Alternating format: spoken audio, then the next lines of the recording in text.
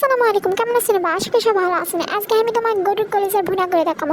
এই জন্য first time একটা পাল্লা গরম পানি তুলে দিছি, দিয়ে পাল্লার মধ্যে যে কলচাগুলো থুছে কলচাগুলোর মধ্যে ঢেলে দেবো। কলচাগুলো গরম পানি করে বলক তুলে দিলে হয় কি জানেন, ওর ভিতরে যেগুলো রক্তগুলো থাকে ওগুলো সব বের হয়ে আসে। কলচার ভিতরে তো অবশিষ্ট রক্তগুলো থাকে, গরম পানিতে বলক তুলে দিলে রক্ত সুন্দর করে বের হয়ে আসে। তারপর ঠান্ডা পানিতে ওগুলো সবগুলো ধুয়ে নিয়ে পিস পিস করে কাটে নেবো, যাতে সুন্দর করে সাইজ হয়, বুঝছেন?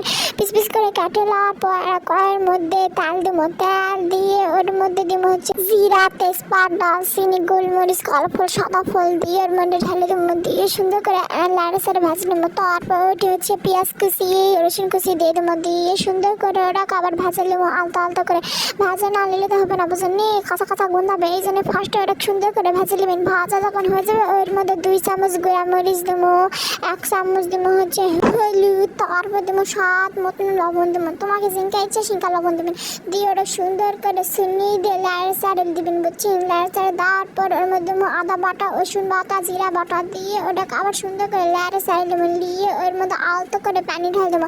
পানি কি জন্য দিই তোমরা জানি না, পানি দিলে যে তালাইটা করছে ওই তালাইটা সহজে পুড়বে না, বুঝছেন? তারপর সুন্দর করে ওরা শুনি দিয়ে আবার ভালো করে কষে দেবো। কষে যখন মশলা সুন্দর করে হয়ে যাবে তারপর যে পেঁয়াজগুলো কাটে তুই কলজাগুলো ওই কলজাগুলো ওর মধ্যে ঢালে দিয়ে ওই শুনি দিয়ে কলজাক ভালো করে কষে মুখে কষে কষে সুন্দর করে যেন মশলা কলজার মধ্যে ঢুকেছে সিঙ্গারা কষে নেবো, বুঝছেন?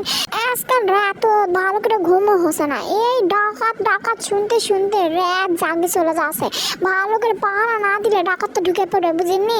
আজকাল ডাকাতও জানে না এই জেনারেশন কিংটা ডাকাতে ধরার জন্য হাজার হাজার স্বল্প লেখে বসে আছে, ওকে ধরবে, ধরে সেই নাচাবে। গপ্প করতে করতে তো সারে আসলো। ভালো করে কষানোর পর ওটি পরিমাণ মতো পানি দিয়ে 20 মিনিটের মতন ওটি হচ্ছে বলক তুলে দেবেন, টবক টবক করে বলক তুলে দেবেন, বুঝছেন?